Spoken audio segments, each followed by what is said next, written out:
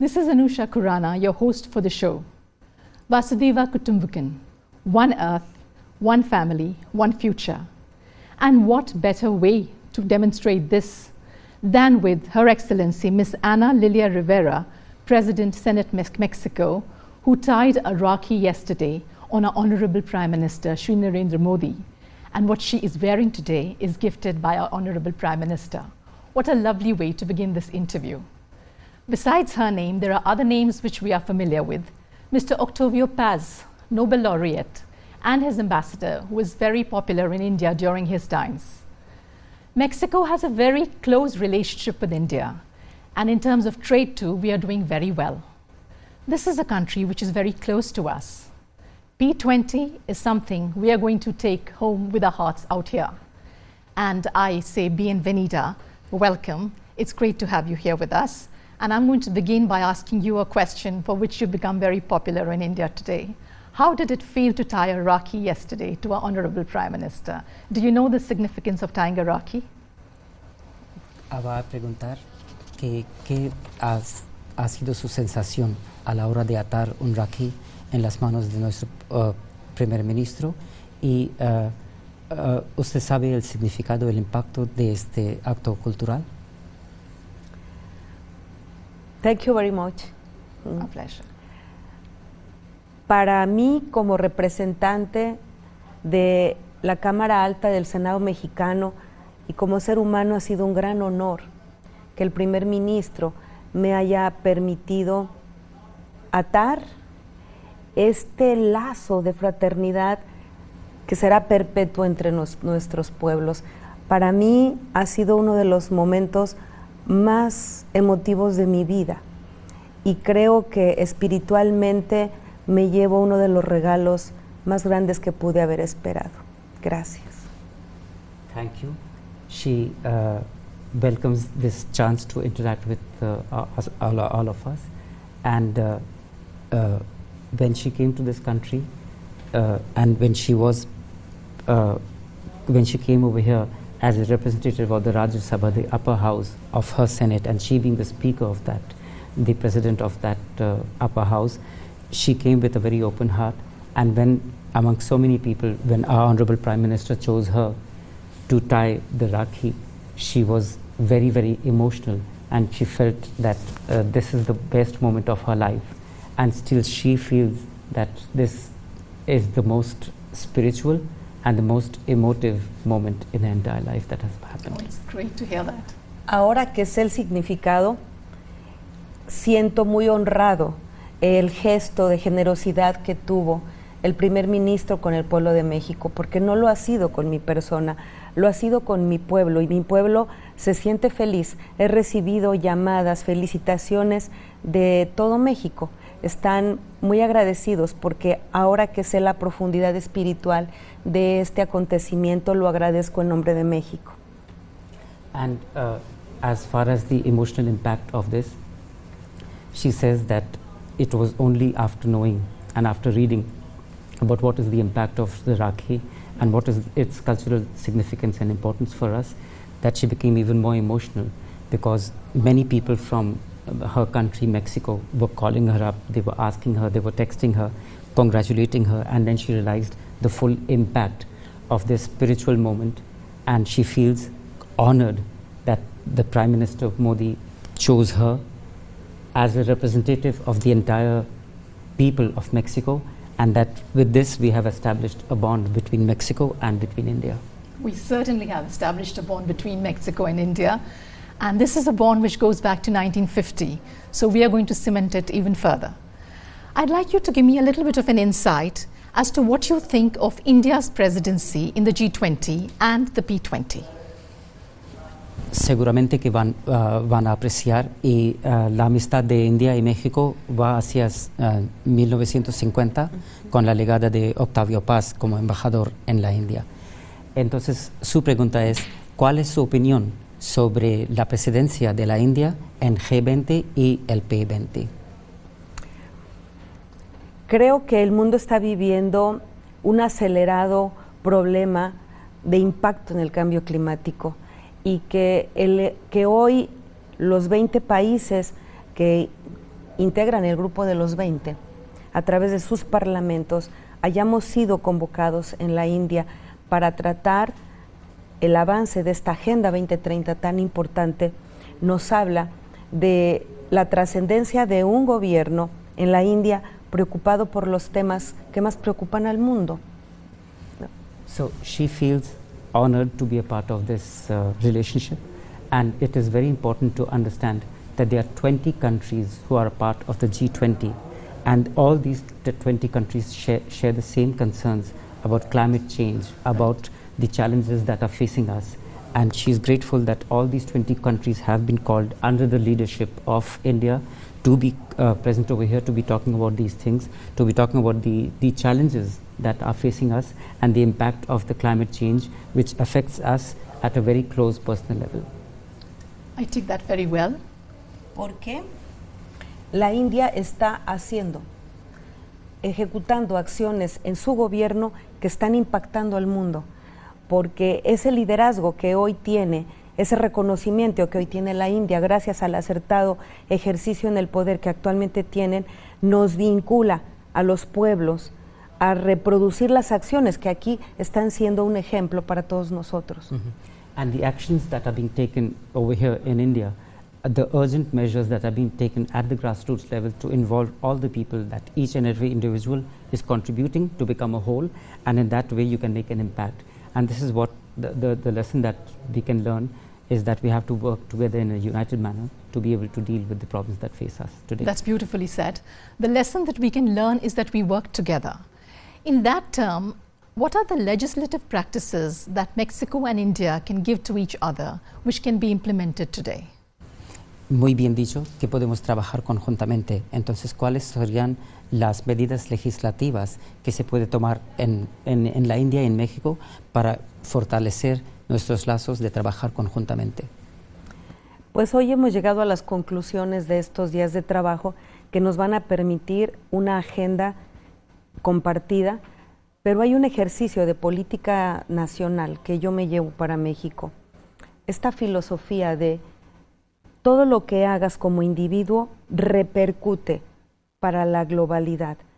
No hay acciones individuales que no tengan un eco para bien o para mal de todas y todos. Entonces los esfuerzos que parecen pequeños, pero que todos los días hacen todos y todas en beneficio del medio ambiente, en beneficio de los seres humanos, nos van a permitir construir un mundo más generoso, y de lo global llevarlo a lo individual es una visión que creo todos debemos reproducir en nuestros países. Of course, the legislative things are separate. From the 2 days or 3 days of working over here in this conference, they already have a plan charted out. They have to have to take it back to their senates and get work done on it. But the lesson that she's learned from here, from her visit over here and staying with us, is that she's understood the importance of one individual working at the grassroots level each day, doing small things to make a change. Each day, the small things that you're doing are going to make a change, because no individual, either good or bad deeds, will not go out without an echo. There has to be some repercussions, whether you're doing good or whether you're doing bad. So each individual, if is every day that girl or a boy is doing good for protecting the environment and the climate, then in this way each individual can make a huge change. So this is what she's learned, because what we need to do is come down from the global to the individual and work with the individual so that the change can be global. So what you're saying is that what the individual does, it might be something small, but it has a great impact to go further. And you talked of climate change. So I'd like to ask you, in terms of public health, in terms of climate change, how is P20 working, and how do you plan to translate it back to your people? Entonces, usted ha dicho bien que cada individuo tiene su importancia y cada individuo tiene sus actos y acciones que van para el beneficio o el mal de la sociedad. Entonces, en su opinión, usted también ha hablado del cambio climático. Entonces, en su opinión, en ese sentido, cuál es el impacto del cambio climático y el impacto de la salud, de la sanidad, y de qué forma lo ve usted el futuro de esos dos. Son temas complejos, pero que hoy impactan a todo el mundo. Debemos los seres humanos dejar de mirar que los temas de contaminación y degradación del medio ambiente solo impactan nuestro territorio. La tierra es uno solo. Por eso me ha encantado la filosofía de una tierra, un futuro, una vida. Nosotros no podemos seguir pensando que con la acción de un solo país vamos a detener el impacto del cambio climático. Dejo ahí para continuar. So she's going to break in two parts.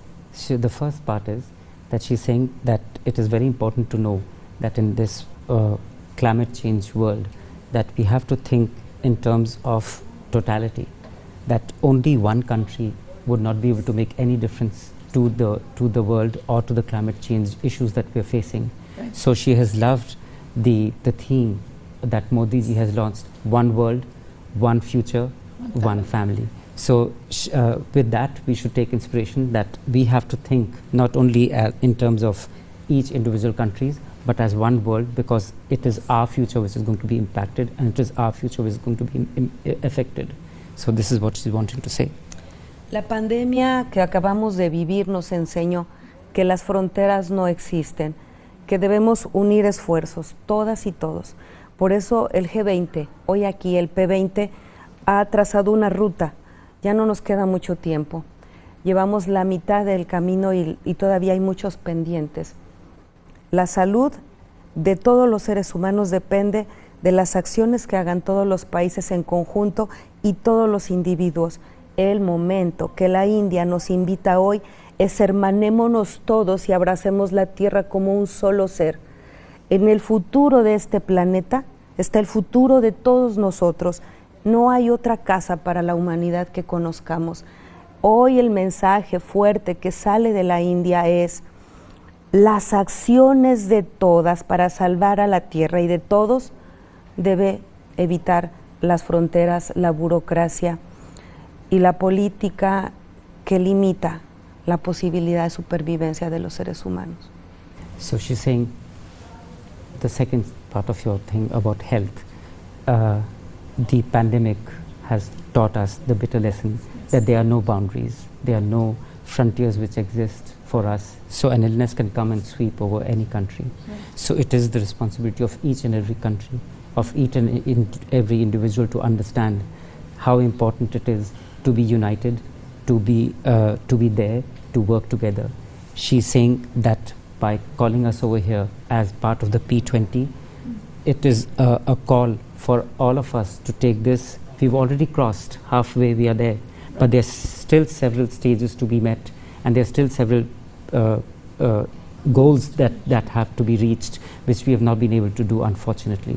But we have to move beyond these small politics, these frontiers, these borders that are dividing us, and we need to work together, and we need to open up our arms and give a big hug to our world, protect her, because this is the only house that we've got. There's no other house for us anywhere. So we have to protect our own house, our own hearth, and our own homes with love and with compassion. So well begun is half done, is what you're saying. Now my next question to you takes up from what you said. We have taken decisions at the P20. How will these decisions be accepted internationally with such wide political ideologies? How will we ensure that they resonate with each country that we are sending them to? Entonces, usted ha destacado bien que en esos 3 días ustedes han tenido una agenda, también tienen una declaración con puntos firmes, ¿no? de actos que van a seguir. Entonces, a nivel internacional, cuando se vuelve a sus países, ¿cómo van a tener esta resonancia o un impacto universal global, ya que hay tantas políticas distintas, tantas divisiones a nivel político entre nosotros? Siguen siendo esos los grandes retos, que esta agenda pueda empatarse en los países que firmamos los acuerdos. En el caso de México, nosotros hemos avanzado en más de un 50% de la Agenda 2030. Los parlamentos son muy importantes porque llegan las iniciativas de ley con un compromiso de impulsar y lograr que estas aquí que se convierten en acuerdos, allá se conviertan en leyes, en programas y presupuestos. En el caso específico de lo que nosotros en nuestro país estamos haciendo es llevar los acuerdos y convertirlos inmediatamente en leyes. Tenemos que impulsar las energías renovables, no contaminantes. Tenemos ya que avanzar directamente con las iniciativas legales que haya lugar. Debemos avanzar en garantizar alimentación sana para todas y todos sin discriminación, porque eso nos enseñó la pandemia. Requerimos alimentación sana, adecuada, suficiente. Debemos combatir las desigualdades, la pobreza y profundizar nuestras democracias, que las minorías sean representadas. Hoy hablamos mucho del empoderamiento de las mujeres. En México somos un ejemplo de cómo hemos logrado avanzar.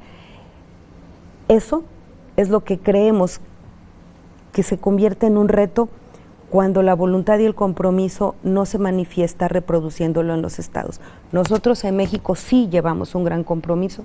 Tenemos un gobierno como ustedes que está impulsando, como nunca, las acciones en favor de la vida, de la libertad y de la justicia. Entonces, la agenda que aquí nos llevamos se traducirá en leyes. Lo importante es empujar a los que se quedan un poco atrás. Eventos como estos nos invitan. Analizamos y empujamos. Siempre van a ser uno los que estén más adelante. Es nuestra obligación llevar a los que se quedan atrás, porque estos países que hoy estuvimos aquí somos los que impulsamos en esta agenda al mundo. Okay, so she's saying that it is very important to understand that in a country like Mexico, they all go back and they do have a very strong supportive government which is doing everything possible to encourage, to help, to support in an all-inclusive manner so that nobody is left behind. So the person who's there, he's there, but they try to keep on pushing so that there is no discrimination.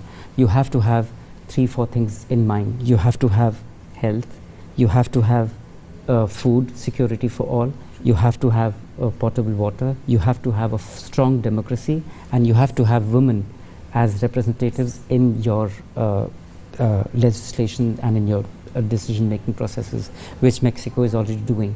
The commitment of Mexico has been such that they come to an event like this, they go back, and this turns into projects, concrete projects, which are subsidized, they are financed, and they are encouraged by the government under the leadership of their leader, and they ensure that these are turned into real acts, into real facts, and into real movements. So basically what we've said is inclusivity and participation of the underrepresented groups is very much there in Mexico, and it's great to know that your country too is doing that.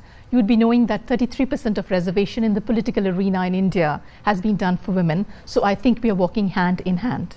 Keeping that in mind, what are the successful case studies that you think would translate back to us, successful models which have already been implemented at the grassroots in Mexico? How would they come to us? You can give the gist. Entonces, hablando solamente de la pregunta, ¿cuál sería, en su opinión, los ejemplos concretos que se puede reproducir aquí en la India, de ahí empapar de nuestros éxitos y de ahí también replicarlos aquí en la India? Ejemplos concretos. Nosotros queremos compartir con la India cómo hemos avanzado democráticamente en la inclusión de las minorías y sobre todo de las mujeres. Históricamente siempre hemos quedado atrás y somos más de la mitad del mundo. No podemos seguir avanzando en las democracias sin la representación en igualdad de las mujeres.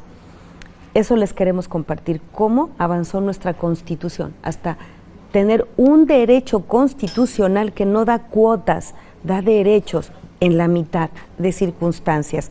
Ningún partido en México puede competir si no garantiza la mitad de candidaturas a mujeres, y eso lo logramos en 70 años de lucha. una reforma constitucional hoy permite que las cámaras de representación popular estén presididas por mujeres, que la mitad de diputadas y senadoras sean mujeres, que la mitad de gobernadoras y gobernadores sean mujeres, que la mitad de presidentas y presidentes municipales sean mujeres. Sin esta reforma constitucional no tuviéramos la gran oportunidad de estar ayudando a transformar a nuestro país con nuestra visión y con nuestros sentimientos. Las mujeres hacemos política para la familia, para la comunidad, humanas, somos profundamente humanas. Eso queremos compartir con la India. Sabemos que tienen un presidente que está impulsando mucho la representación de las mujeres. Venimos a compartirles nuestra experiencia legislativa, cómo lo construimos hasta hacer que esas instituciones hoy nos representen. So the one concrete example that she would like to share with you is these 70 years of struggle to get the woman to be a part, a 50% equal partner in all fields of political life, of executive, of judiciary, or at all levels. So she's saying these 70 years have not been easy. So fighting from the initial stages of a quota, they call the reservation a quota, the quota for women and the reservation for women that they've slowly achieved till 50% is a thing that you should learn from Mexico, because they've also had to fight to get the women at par with men, and now they have senators 50% women, 50% men. They've got mayors 50% women, 50% men. The two speakers are women as of today in Mexico, and that is what we should learn from them, that how women are being a part of the mainstream, and the indigenous people, the minorities, they are all a part of the 50%. The 50% of women in the entire world should also reunite and fight in a united manner to get equal treatment and equal rights all over the world. Since two women are talking, I'm sure that'll resonate. We are well on our way to achieving an improvement in the status of women by the revolutionary implementation of law, which will happen soon. So we definitely are happy to walk hand in hand with Mexico. Now, taking off from there, if we were to talk of accountability in international agreements, it's all very well that agreements are being charted out, but how is accountability going to be ensured? Accountability not in the strict sense, but an adherence to it. Entonces, muy bien lo acepta que sería un honor seguir con esto, y si hay dos mujeres hablando de tema de mujeres, claro que va a tener un impacto universal.